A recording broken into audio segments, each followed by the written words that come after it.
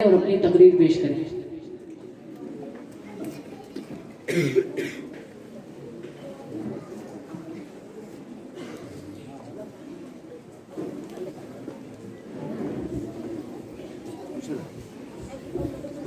بسم اللہ الرحمن الرحیم نحمده ونصلی علی رسوله الکریم اما بعد فاعوذ باللہ من الشیطان الرجیم بسم اللہ الرحمن الرحیم وبالوالدین احسانا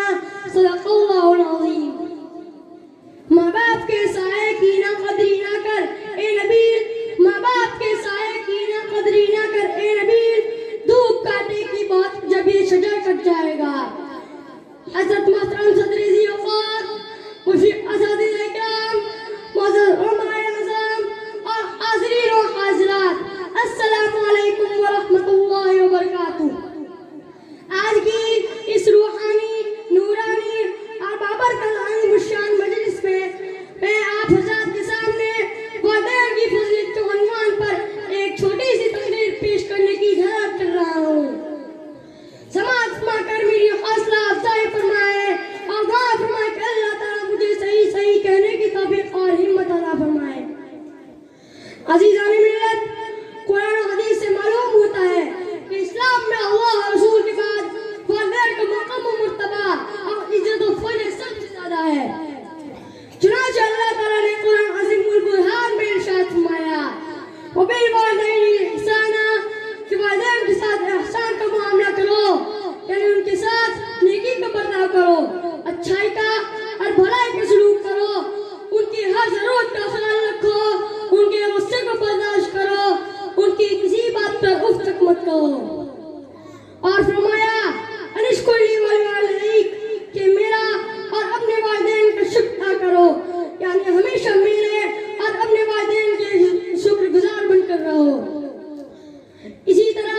حدیث پاک میں جناب نبی کریم صلی اللہ علیہ وسلم نے ارشاد فرمایا الوالد اوسط ابواب الجنہ، کہ باپ جنت کا بہترین دروازہ ہے. اور فرمایا الجنت تحت اقدام الامہات، کہ جنت ماں کے پیروں کے نیچے ہے. اور فرمایا ہما جنت و نارک، کہ والدین کی جنت بھی ہے اور جہنم بھی ہے. اور ایک روایت میں ہے رضا الرب فی رضا الوالد وسخط الرب فی سخط الوالد، والد کی خوشی میں رب کی خوشی ہے اور والد کی ناراضگی میں رب کی ناراضگی ہے. اور غرض میرے بھائیوں، ان تمام آیاتوں سے پتہ چلتا ہے کہ والدین اولاد کے لیے دنیا اور آخرت کی بہت بڑی نعمت اور عظیم الشان دولت ہے. اس لیے ہماری ذمہ داری ہے کہ ہم ہمیشہ اپنے ماں باپ کی خوب قدر کریں، دل و جان سے ان کی عزت و خدمت کریں،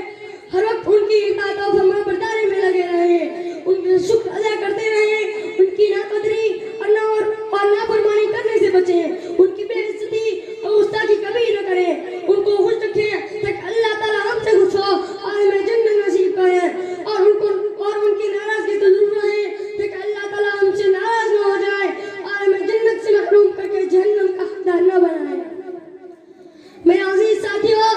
حدیث پاک میں آتا ہے آقا دو جہاں سرور دو عالم مدر کریم صلی اللہ علیہ وسلم کا ارشاد ہے، فرمایا کہ جو اولاد اپنے والدین کی طرف محبت کی نظر سے دیکھتی ہے، اللہ تعالیٰ اسے ہر نظر کے بدلے ایک حج مبرور یعنی مقبول حج کا ثواب عطا فرماتا ہے. محترم سامعین، غور کرنے کا مقام ہے کہ والدین کو صرف محبت کی نظر سے دیکھنے کا کتنا بڑا ثواب ہے. ذرا سوچئے، جو لوگ والدین کی دل و جان سے عزت اور خدمت کرتے ہیں، ان کے آرام و راحت کا خیال رکھتے ہیں، ہر وقت ان کا حق ادا کرنے کی فکر میں لگے رہتے ہیں، ان کو خوش رکھتے ہیں، اللہ تعالیٰ کے نزدیک ایسے لوگوں کو کتنا اونچ مقام ہوگا اور یہ لوگ کتنے خوش نصیب اور کتنے بڑے اعزاز کے حقدار ہوں گے، یقیناً ہم اس کا اندازہ بھی نہیں کر سکتے ہیں. اس لیے بس دعا کرتے ہیں کہ